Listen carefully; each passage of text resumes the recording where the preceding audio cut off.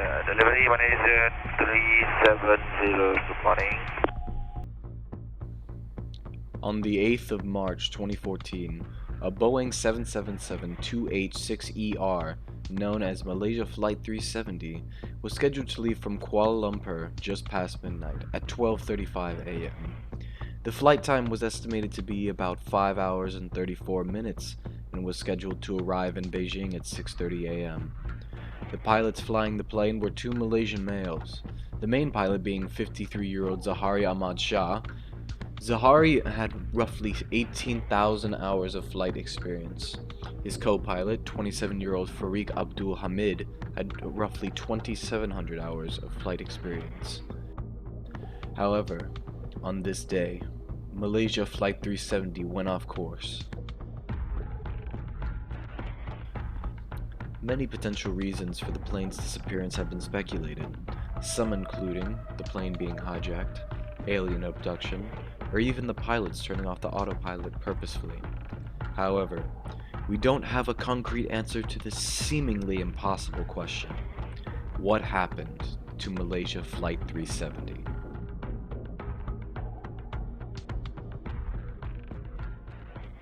After Malaysian Flight 370 was confirmed as missing and nowhere to be found, many people, including reporters, scientists, as well as the families of the passengers, had different theories concerning the missing flight. Aliens? An international kidnapping? If the airplane was diverted, you're probably more likely to look at piracy. But it's also possible someone on the plane deliberately turned the systems off. Southeast Asia, there's been a history of activity by Al-Qaeda. A Hollywood stunt for the remake of Lost? Deliberately crashed the plane in a carefully planned murder-suicide mission. Families of passengers, scientists, and researchers all gathered at the Malaysian press conference that the Malaysian government and investigators held, which took place after the plane was confirmed as missing.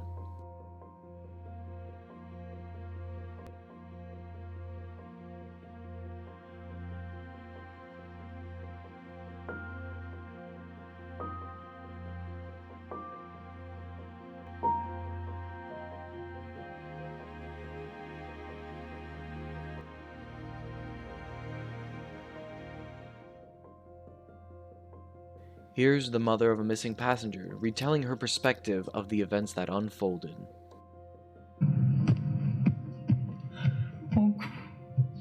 我说我儿子一定会没事儿。那个发布会为什么？我说我一定要找他们那个领导，我问个究竟为什么？我到现在我都不知道我儿子一点点。那天是19号吧？是19号吧？ 都12天了，我儿子一点消息都没有，我儿子一点消息都没有，我都要疯掉了，我都要疯掉了。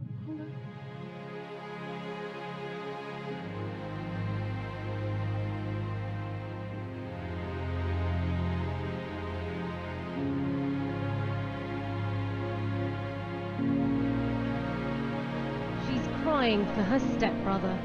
I hope he comes back home. The most amazing husband and the most amazing father. I hope that they are alive, no matter how small the chance is. It's my only son. Surely they must find the plane. If there's anybody who can survive a situation like that, it's him. There was no evidence of what happened to the plane, and no one could say with evidence that a crash occurred. 40 minutes after takeoff, Flight 370's transponder was disabled. Upon entering the Vietnamese airspace over the South China Sea, the world was unaware of the new flight plan or the destiny of the passengers. British aerospace engineer Richard Godfrey also has some insights on the flight's crash, believing that it had been hijacked. If Richard Godfrey is onto something, his tracking of MH370's flight path not only pinpoints where the plane ended its journey, it also reveals an extraordinary quirk much earlier in the flight. Everyone has assumed up until now that there was a straight path, perhaps even on autopilot, perhaps even a ghost flight. I think there was an active pilot for the whole flight, and it certainly wasn't a straight line. Mr. Godfrey's theory is that the flight was hijacked by the head pilot Zahari, and that Zahari held the passengers as hostage. Mr. Godfrey states, however, that this is nothing more than speculation.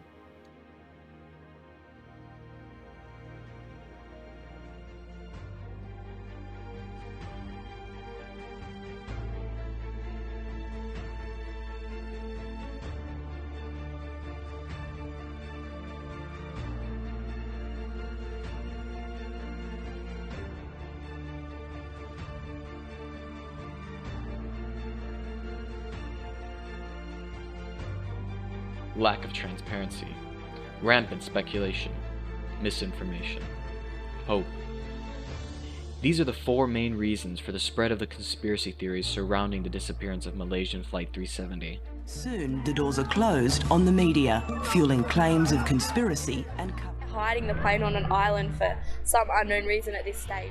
Malaysia Airlines not only provided misleading coordinates, the airline provided them before even trying to call MH370.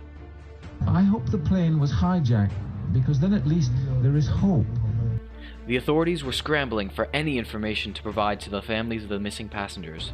Even though international searches were being conducted day and night by many nations, there was no proof that the airplane had crashed. I just want to clarify on the timing of the disappearance. Over the following days, government officials struggle under pressure, with little information to release.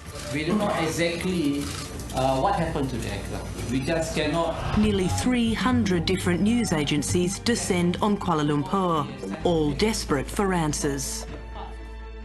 515 days passed without any confirmed information from the Malaysian government or the airline concerning the missing plane or its 227 passengers. The only information the families received was condolences about the missing family members. It's been 17 days. They simply just give us this result. How can people bear this? The Chinese government of ours should come forward and clarify and tell us. It's been a very difficult 515 days for them. They still have not received any physical evidence. Due to the mystery around Flight 370's disappearance, the news spread about the disappearance on a global level, and many countries got involved in the conversation about what happened. This contributed to even more conspiracy theories.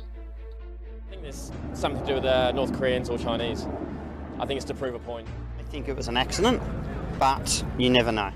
The UN had something to do with it because they wanted to hurt Malaysia's economy. I also heard that Putin has the same coloured plane, and they've been trying to get rid of him for a while. According to BBC, sudden dramatic events often provoke conspiracy theories, particularly where the official version is disbelieved. Think JFK, Princess Diana, 9/11. But in the case of MH370, there is not even an official version.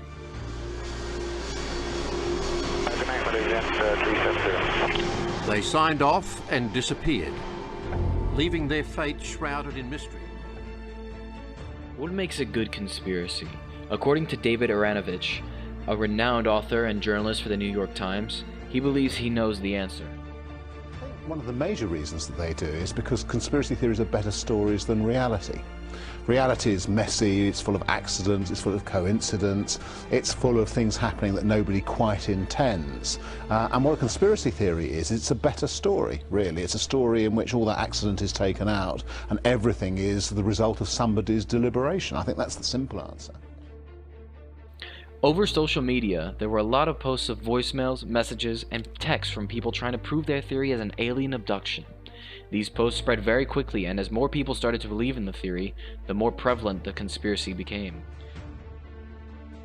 Soon enough, thousands of people knew this strange disappearance. An extraordinary amount of key data remains unknown, fueling conspiracy theories and heated online debate about one of aviation's biggest mysteries. An information vacuum has nourished a cottage industry of experts and amateurs in cyberspace who continue to exhaustively pick the case apart in a bid to find out just what happened to the plane and its 239 passengers and crew. The resulting theories range from the wild alien abduction, Unfortunately, after weeks, months, and years, details concerning the whereabouts of the plane and the 239 passengers are still unknown. and there are still a lot of conspiracy theories without any evidence.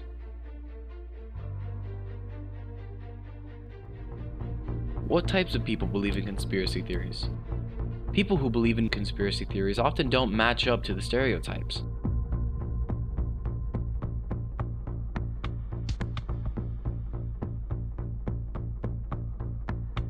Professor Stephen Lewandowski, the chair of cognitive psychology from the University of Bristol, thinks he knows who conspiracy theorists are. Who are conspiracy theorists? Because we have seen regular people, mums and dads, young people, old people, all on the streets, all imbibing, if you like. Well, I think it is anyone who needs psychological comfort in a period of crisis.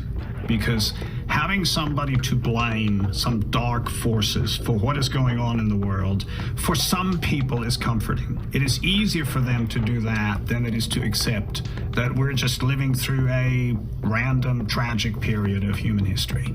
So it is anyone, really? Anyone could believe in a conspiracy theories if the circumstances are right. Polls show that most people believe in at least one conspiracy theory.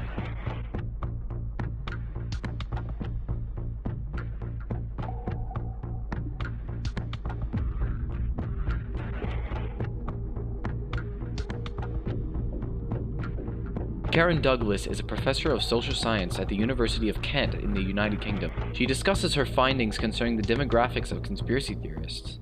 Conspiracy believers were more likely to be male, unmarried, less educated, have lower income, be unemployed, be a member of an ethnic minority group, and to also have weaker social networks. Most people that received the news were in shock. Karen says it's important to note that the links here are correlational. The research doesn't say that having lower levels of education or income causes you to believe in conspiracy theories, or vice versa. They've established that there is a relationship there, but they are still working out the reasons why that relationship exists. The following are several interviews conducted concerning conspiracy theorists.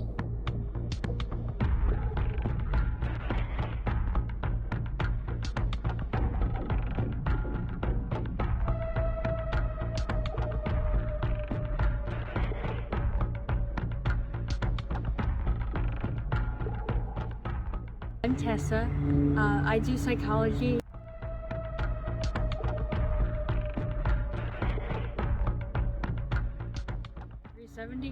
Aliens. It has to be aliens. It's always aliens. Aliens do everything. They try to talk to me in my sleep. It was aliens. I just know it.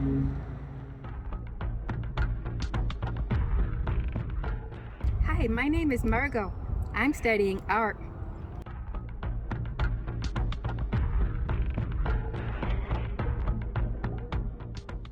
I have heard about Flight 370. I heard that the pilot decided to kill himself, and unfortunately he took everybody with him. It's a tragedy. So what's your field of study, guys? My field of study is professional accountancy. And my field of study is mechanical engineering. So have you ever heard about the disappearance of the Malaysia flight 370? Just a little bit, actually, yeah. Okay. Yeah, me too, a little bit. I know that it was a flight that like disappeared, kind of. Mm-hmm. That they haven't found the plane or the passengers or anything about from it. Mm-hmm. So, have you ever heard any conspiracy theories about the disappearance? I heard about aliens.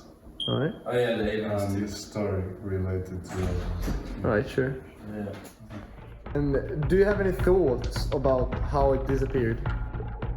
Hard to tell, you know. I think that probably the aliens.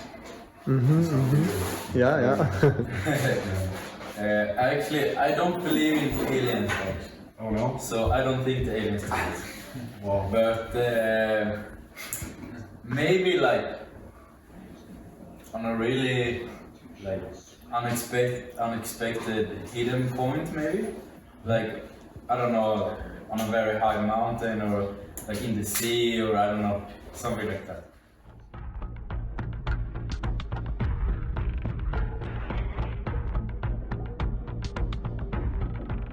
My name is Brian. My field of study is computer engineering. I think that the flight may have been destroyed.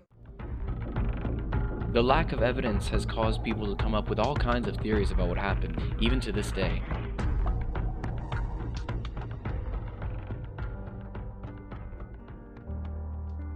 It's just been hell on earth. We've been waiting for nearly 8 years.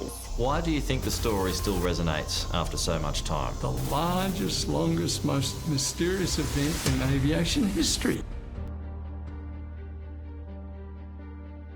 In the history of aviation, there has never been a mystery quite like Malaysia Airlines Flight 370.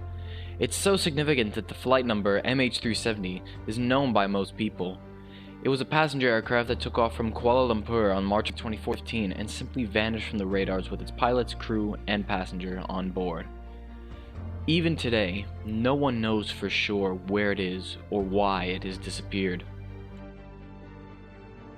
Friends and loved ones waited to meet the passengers who had never arrived. Breaking news, the massive air and sea search underway for a jetliner that vanished over the South China Sea. 239 people are on board, including 3 Americans.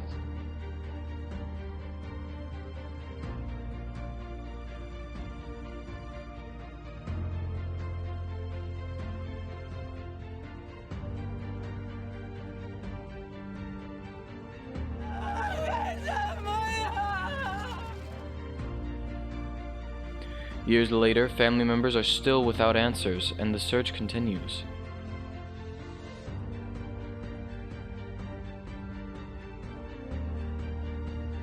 We don't know exactly what happened to them. The aircraft has gone missing and we don't know why. In the void created by the lack of answer, conspiracy has thrived. We have seen that people have very diverse theories about MH370. Some people base their theories on science, while others base it off what they have seen on social media or in the news, and some just make up stories to explain what happened.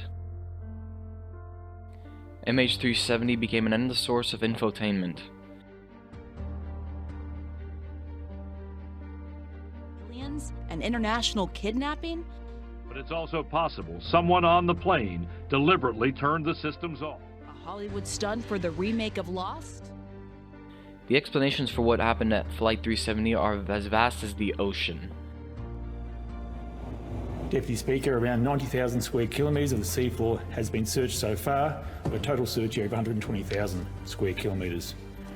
Regrettably, the aircraft may never be found, and we may never know what happened. As we continue to see YouTube videos, posts on social media, news articles, and anniversary specials about Flight 370, the theories of what happened are likely to live on.